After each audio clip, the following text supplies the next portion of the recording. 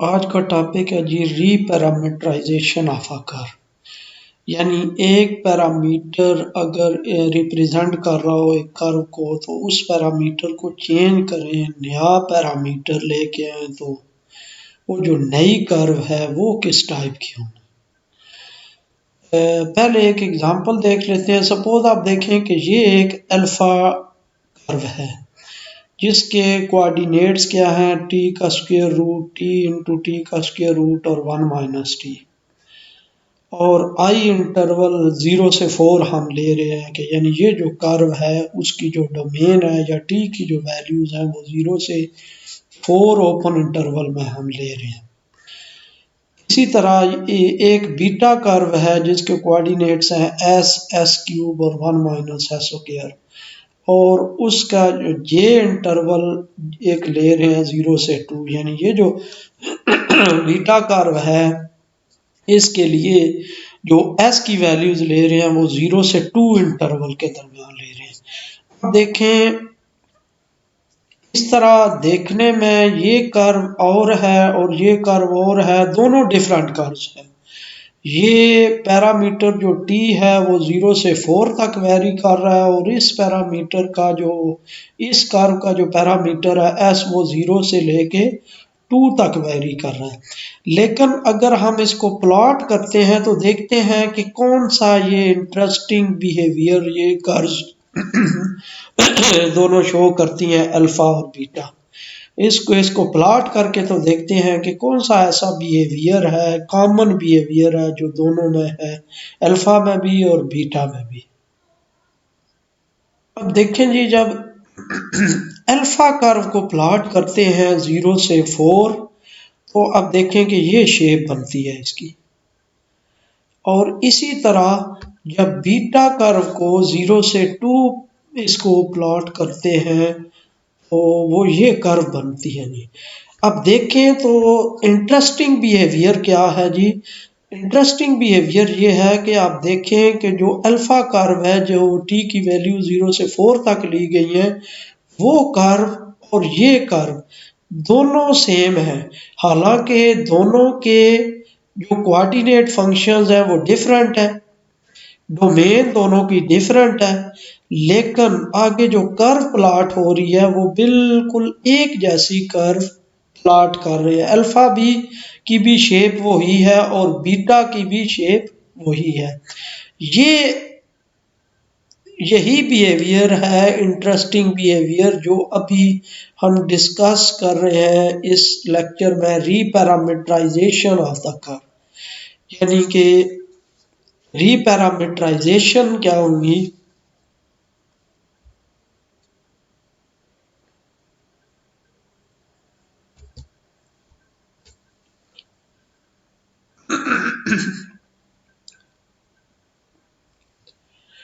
यही जो interesting behaviour है इन कर्व्स का, यही हम इधर डिस्कस करने जा रहे हैं, रीपैरामीटराइजेशन ऑफ कर्व। जब जिस तरह हमने डायग्राम में देखा है कि कर्व की शेप पे कोई फर्क नहीं पड़ता, इसका मतलब ये है कि जो पहली कर्व अल्फा रूट फॉलो कर रही है, बीटा कर्व भी वही रूट फॉलो कर रही है, बिल्कुल वही शेप बन रही है। लेकिन अब देखिए, इस कर्व के लिए डोमेन ऑफ डेफिनेशन और है, इंटरवल और है जिसपे ये कर्व प्लॉट की जा रही है। इस कर्व के लिए डोमेन ऑफ डेफिनेशन और है, वो इंटरवल और है जिसपे कर्व प्लॉट की जा रही है। और ये टी जो है, ये हमारे पास इधर coordinate function, Euclidean coordinate function ये है, इधर यूक्लिडियन कोऑर्डिनेट फंक्शन ये है, सेकंड ये है, इधर कोऑर्डिनेट यूक्लिडियन कोऑर्डिनेट फंक्शन ये है, डिफरेंट है। यानी यूक्लिडियन कोऑर्डिनेट फंक्शंस भी दोनों के डिफरेंट है, लेकिन और इंटरवल भी डिफरेंट है, लेकिन शेप दोनों की एक जैसी बन रही है। तो यही है रीपैरामीटराइजेशन। यानी एक कर्व की रीपैरामीटराइजेशन का मतलब ये है कि अगर एक कर्व का पैरामीटर चेंज करके नया पैरामीटर ले आए, इस तरह ले आए नया पैरामीटर, या नई कर्व इस तरह बना लें कि जब हम उनको प्लॉट करें तो वही फिगर बन रही हो जो पहली कर्व के अकॉर्डिंग बन रही है। ये है रीपैरामीटराइजेशन। अब डेफिनेशन देखते हैं जी। Let alpha I to R cube be a curve कोई अल्फा कर्व है आई से R cube if H J to I is a differentiable function on open interval J, यानी कोई एच रियल वैल्यूड फंक्शन ले रहते हैं कोई जे interval से जो आई में, जिस तरह इधर जे और आई है इंटरवल कि ये जे इंटरवल है और ये आई इंटरवल है, तो कोई ऐसा फंक्शन हम डिफाइन कर लेते हैं जो जे से आई में हो, यानी कि जो जे की वैल्यू पुट करें और और वो आई की वैल्यूज दे दे, ऐसा कोई एच कोई फंक्शन ले रहे, then the composite function beta is equal to alpha h j to r cube is a curve called a reparameterization of alpha by h। तो ये जो हमारे पास का जो कंपोजिट फंक्शन होगा अल्फा ऑफ एच जो जे से आर क्यूब में होगा, उसको हम कहेंगे कि ये एक बीटा कर्व है जो रीपैरामीटराइजेशन है अल्फा की by the function H. For each s belongs to j, the new curve beta is at the point beta is equal to alpha h of s reached by alpha at h of s in I। यानी हर s जो j interval से लेंगे उसके लिए जो beta S curve है या उसका पॉइंट है वो कैसे फाइंड किया जा सकता है कि एस को इस एच फंक्शन में पुट करें एच ऑफ एस, और वो जो इस डोमेन अल्फा में पुट करें वो हमारे पास वो पॉइंट वही देगा जो बीटा कर्व एस पॉइंट पे देगी। देखें फिगर में देखें कि हम ये जे इंटरवल कैसे डिफाइन कर रहे हैं, जिस तरह ये एग्जांपल में बताया है कि ये देखें जे इंटरवल, अब यहाँ से वैसे हम गैस कर सकते हैं कि कौन सा हम एच फंक्शन डिफाइन करें जो हमें इस जे से आई में ले जाए। तो देखें अगर हम स्क्वायर डिफाइन कर लेते हैं H of S is equal to S square,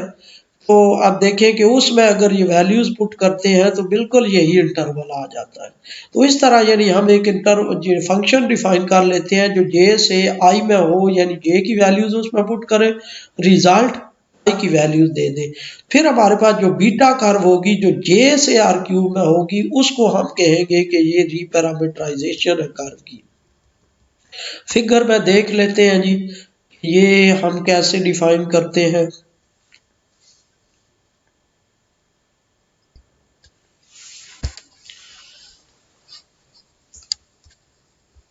अब देखें जी ये पैरामीटराइजेशन डिफाइन हुई है कि ये जे इंटरवल ले लिया, ये आई इंटरवल ले लिया, और अल्फा ये जो कर्व है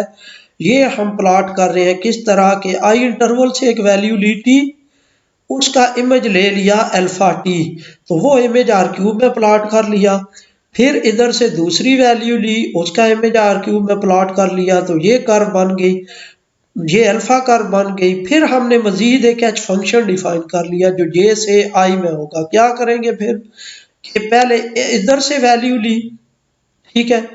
अब इधर से वैल्यू ली उसका इमेज इधर लिया, वो जो इमेज बन रहा है इधर फिर उसको हमने प्लॉट कर दिया इधर, फिर इसी तरह इधर से वैल्यू ली उसका इमेज इधर से लिया और उस इमेज को वो जो वैल्यू जिस पे मैप हो रही है वही कर दिया, तो अल्टीमेटली आप देखें कि ये जो बीटा एस कर्व है जो जे से आर क्यूब में होगी ये भी वही कर्व होगी, यानी वही रूट फॉलो करेगी जो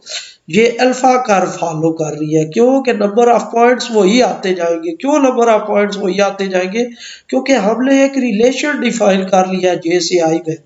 यानी आई से बैक चले गए हैं कि हम ये कह रहे हैं कि आई इंटरवल के अंदर जो भी वैल्यूज है वो किसी से पहले कोई इंटरवल है उसके जितने भी पॉइंट्स हैं उनके इमेजेस बन रहे हैं ये आई इंटरवल की वैल्यूज, और जाहिर बात है जो आई इंटरवल की वैल्यूज है वो आगे कर प्लॉट कर रहे हैं अल्फा, तो फिर इंडायरेक्टली जो एस की वैल्यूज है हमारे पास वो भी एक कर्व प्लॉट कर देगी, वही बिल्कुल वही रूट फॉलो करेगी कर्व जिसको हम कहेंगे ये बीटा कर्व है।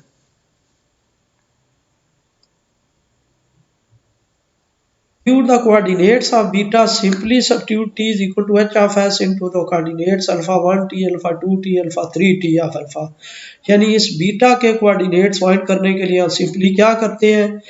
T is equal to H of S जो है वो टी जहाँ पे है, क्योंकि अल्फा वन अल्फा के जो कोऑर्डिनेट्स हैं alpha one alpha two alpha three इसकी डोमेन में टी आ रहा है, तो टी की वजह जगह पे वो H of S function put कर देते हैं, तो हमारे पास सिंपल बीटा कर्व आ जाती है। जिस तरह एग्जांपल देखिए यहाँ पे alpha T is equal to T का square root T into T का square root one minus T है, टी बिलोंग्स टू 0 से 4 है, और एच ऑफ एस फंक्शन यानी T is equal to H of S लिख दिया, वो क्या है एस स्क्वायर है। तो जहाँ पे टी है वहाँ पे एच ऑफ एस पुट कर देंगे, जब एच ऑफ एस पुट कर देंगे beta is equal to alpha time H of S, तो अल्फा एच ऑफ एस हमारे पास एस स्क्वायर है, तो ये आ जाएगा एस इंटू एस क्यूब और वन माइनस एस स्क्वायर। तो फिर ये जो कर्व है ये बिल्कुल वही शेप बन रही होगी जो अल्फा कर्व की बन रही है। आगे है जी वेलोसिटी ऑफ द रीपैरामीटराइज्ड कर्व, यानी अगर रीपैरामीटराइज्ड कर्व है जो नए नए पैरामीटर से इंट्रोड्यूस करवानी है, तो जिस तरह हमने पहले कहा है कि कर्व एक मूविंग पॉइंट के तौर पे कंसिडर की जा सकती है, तो उसकी कुछ ना कुछ वेलोसिटी होगी, तो इसी तरह रीपैरामीटराइज्ड कर्व की फिर वेलोसिटी फाइंड करते हैं कि वो कितनी वेलोसिटी है उसकी। अब ये एक रिजल्ट है जी, if beta is the reparameterization of alpha by H then beta prime of S equal to D H by D S into alpha prime of H of S, यानी कि अल्फा का derivative with respect to H ले लें और H का derivative with respect to S ले लें, तो हमारे पास बीटा का derivative with respect to S आ जाएगा जो इसका पैरामीटर है। तो वही वेलोसिटी होती है, क्योंकि जो रेट ऑफ चेंज है वो वेलोसिटी को शो कर रहा होता है। तो let alpha T is equal to alpha one alpha two alpha three be a curve and beta S equal to alpha time H of S, then beta S किसके equal होगा alpha time H of S के, और alpha के coordinates कौन से हैं alpha one of H of S, alpha two H of S और alpha three H of S. तो ये जो एक यूक्लिडियन कोऑर्डिनेट फंक्शन है इसको अब देखें कि अल्फा वन फंक्शन है एच का और एच फंक्शन है एस का, तो जब अल्फा वन का derivative with respect to S find करेंगे तो हम चेन रूल अप्लाई करेंगे, यानी D by D S of alpha I H of S किसके इक्वल आ जाएगा D by D H of alpha I H और D H by D S. तो ये अल्फा आई एच किसके इक्वल आ जाएगा alpha I prime H of S, और D H by D S को क्या लिख देंगे एच प्राइम ऑफ एस। तो बीटा प्राइम ऑफ एस किसके इक्वल आ जाएगा D by D beta by D S, और ये आ जाएगा D by D S of alpha of H of S. तो ये हमारे पास क्या आ जाएगा D by D S of alpha one H of S, D by D S of alpha two H of S, D by D S of alpha three H of S, और ये किसके इक्वल आ जाएगा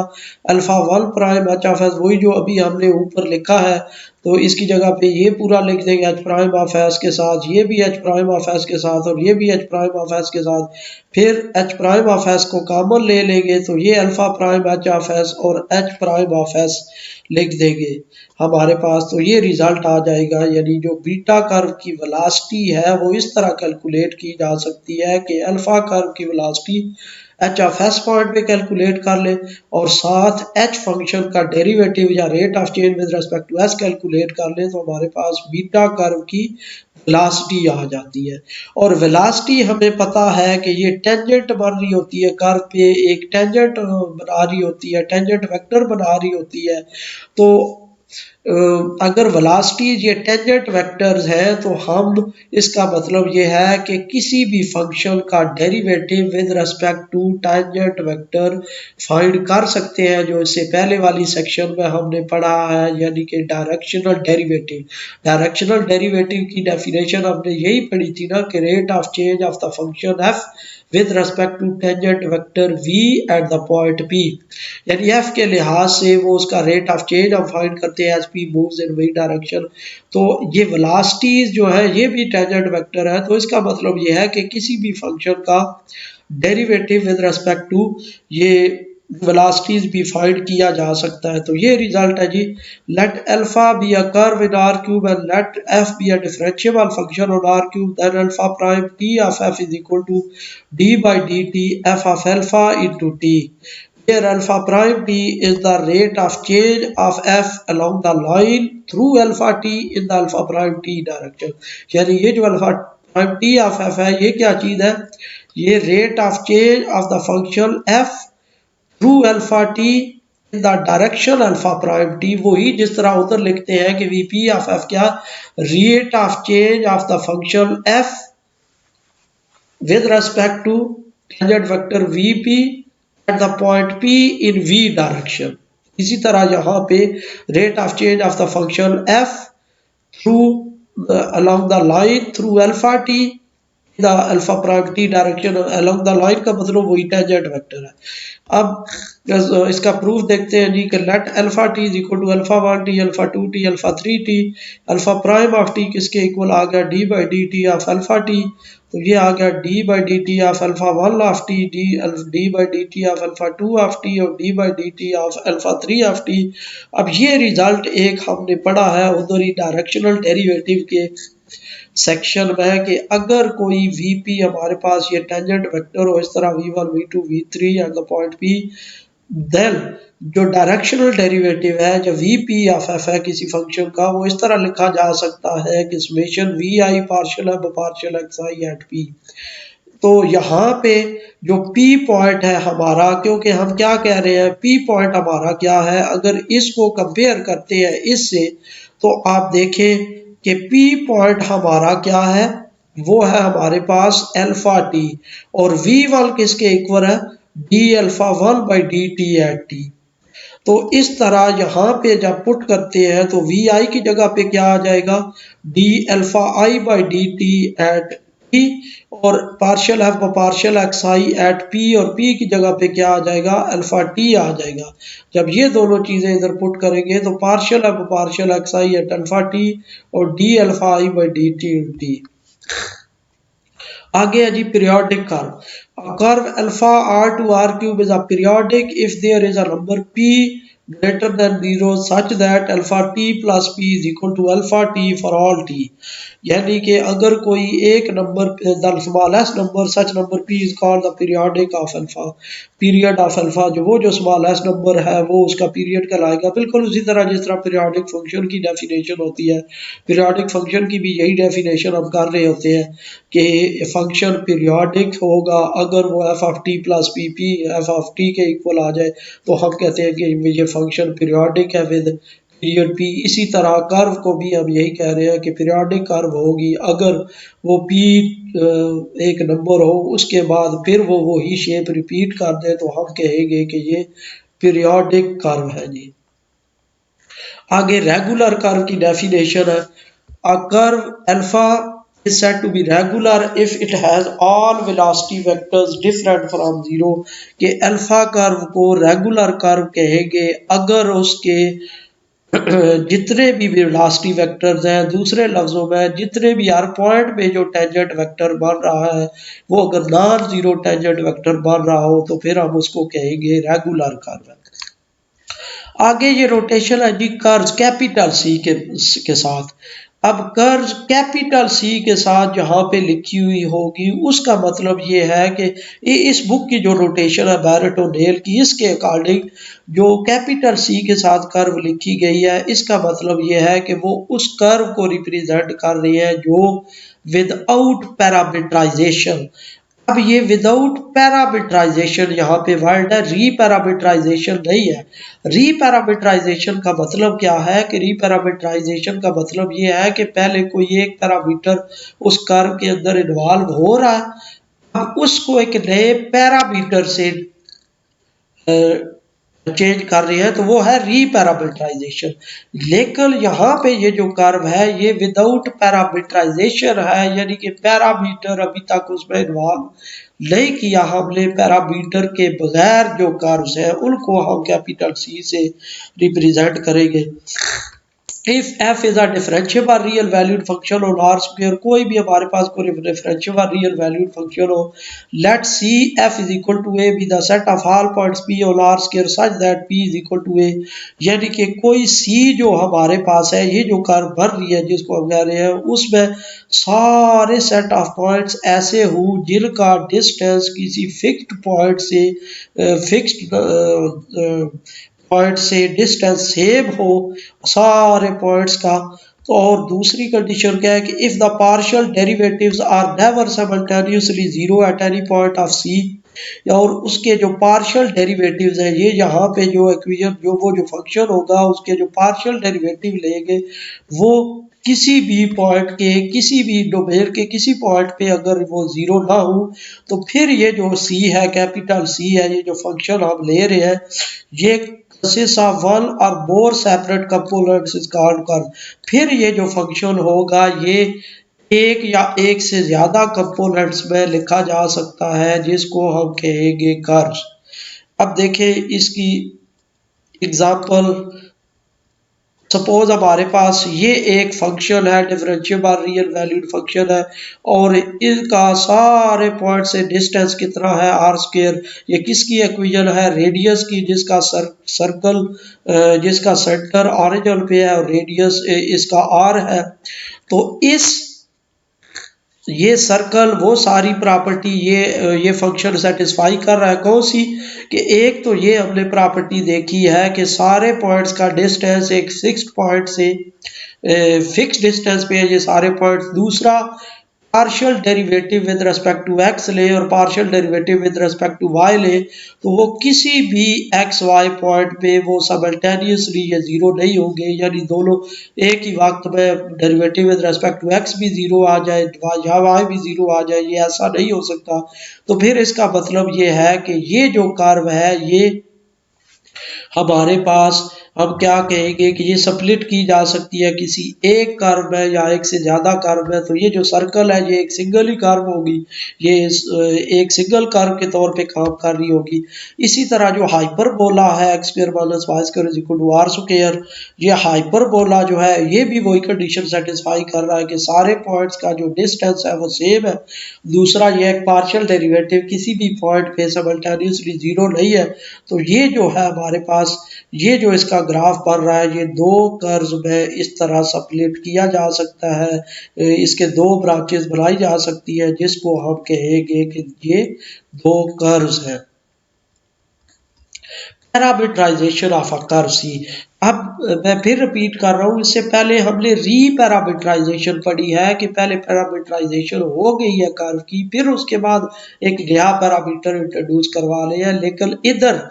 पहले हमने ये curve सी बनाई है। कर्व सी कैसे बनाई है कि वो जो डिफरेंशिएबल फंक्शन है एफ, उसके लिए हमने देखा है कि डिफरेंशिएबल फंक्शन एफ के लिए डिफरेंशिएबल फंक्शन एक ऐसा पार्टिकुलर ले लिया है जिसके सारे पॉइंट्स का डिस्टेंस एक फिक्स्ड पॉइंट से सेम है। दूसरा यह है कि उसके जो पार्शियल डेरिवेटिव है वो किसी भी पॉइंट पे साइमल्टेनियसली जीरो नहीं हो रहे। तो फिर उस कर्व को एक कर्व या एक से ज्यादा कर्व में स्प्लिट किया जा सकता है। तो वो जो कर्व्स बन रही है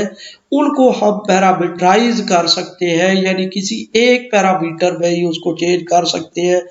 Every curve C is the root of very regular curve parameterization of C। यानी कि वैसे तो हम पैरामीटराइजेशन पैरामीटर की यही डेफिनेशन करते हैं ना, वेरिएबल और पैरामीटर की, कि पैरामीटर जो है वो एक से ज़्यादा क्वांटिटीज अगर किसी पे डिपेंड कर रही हो, किसी नंबर पे या और कुछ, फिर हम उसको कहते हैं कि ये पैरामीटर है। तो पैरामीटराइजेशन कर्व की क्या होगी कि पैरामीटराइजेशन कर्व क्या कहेंगे इसको, कि जो हर कर्व सी है जो इस तरह ऊपर वाले मेथड से बनाई गई है वो root of many regular curves, वो रूट होता है बहुत सारी रेगुलर कर्व्स का। तो वो जो बहुत सारी रेगुलर कर्व आप किसको कह रहे हैं, जो ऊपर आपने डिफाइन किया है कि यानी एक ऐसी कर्व जिसके हर पॉइंट पे जो टेंजेंट वेक्टर बन रहा है वो नॉन जीरो टेंजेंट वेक्टर बन रहा है। तो ये जो कर्व होती है सी, कैपिटल सी का मतलब क्या है कि वो कर्व हमारे पास वो यूक्लिडियन फंक्शंस की फॉर्म में है, उसमें जो वेरिएबल है वो यूक्लिडियन कोऑर्डिनेट जो है वो वेरिएबल इन्वॉल्व हो रहे हैं, कार्टेशियन कोऑर्डिनेट्स इन्वॉल्व हो रहे हैं। तो वो जो कर्व है हमारे पास वो पैरामीटराइजेशन होती है, यानी रेगुलर, बहुत सारी रेगुलर कर्व का वो रूट होती है जिसको हम कहते हैं पैरामीटराइजेशन ऑफ सी। सपोज ये अल्फा टी है, ये हमारे पास ये कर्व है R cos T are sine T. तो ये जो कर्व अल्फा टी है ये पीरियोडिक पैरामीटराइजेशन है किसकी, सर्कल की। क्योंकि आप देखें सर्कल की इक्वेशन यही होती है X square plus Y square is equal to R square, वो एक कर्व बन रही है। और ये जो अल्फा टी कर्व है, जब हम टी की वैल्यू 0 से पाई लेते हैं तो उस पे एक सर्कल बनता है, एक रेगुलर कर्व बनती है। फिर अब 2 पाई से 4 पाई लेते हैं, फिर एक दूसरा सर्कल उधर बनता है। फिर 4 पाई से 6 पाई लेते हैं, एक तीसरा सर्कल बनता है। तो इसका मतलब ये है कि ये जो कर्व है ये पीरियोडिक पैरामीटराइजेशन है किसकी, सर्कल की। और क्यों पैरामीटराइजेशन इसको कह रहे हैं, क्योंकि ये वो सर्कल की वो जो रेगुलर कर्व है, सर्कल वो जो भर रहा है वो इसकी इससे जो बहुत सारी कर्व्स भर रही है वो उसका रूट बता रहा होता है। आगे बीटा टी आप देखिए cos hyperbolic T are sine hyperbolic T, ये जो बीटा टी कर्व है ये पैरामीटराइज कर रही है किसको, जो ब्रांच है x positive of the hyperbola, यानी जो हाइपरबोला की एक ब्रांच है उसकी ये पैरामीटराइज्ड कर्व है, वो उसका ये रूट बता रही है हमें। वो जो पैराबोला भर रहा है हमारे पास, ये जो एक्स पॉजिटिव के लिए ये भर रहा है, उसके लिए वो कर्व जो है वो पैरामीटराइज्ड कर्व है। पैरामीटराइजेशन किसकी, हाइपरबोला की ब्रांच की जो एक्स पॉजिटिव है। क्यों, क्योंकि वो उसका रूट हमें बता रहा है, इस हाइपरबोला का रूट बता रहा है। रूट बताने का मतलब यही है कि हम उसमें टी की वैल्यू चेंज करते जाए तो ये पैराबोला की ये ब्रांच हमारे पास आ जाती है। इसी तरह इधर भी रूट का मतलब यही है कि जब टी की वैल्यू अब चेंज करते जाए तो वो जो सर्कल है वो पूरा सर्कल बना के दे देगी हमें ये पैरामीटराइज्ड कर्व, जिसको आप कहेंगे पैरामीटराइजेशन ऑफ सी। और कैपिटल सी का मतलब क्या है कि वो कर्व जो विदाउट पैरामीटराइजेशन हमने लिखी हुई है।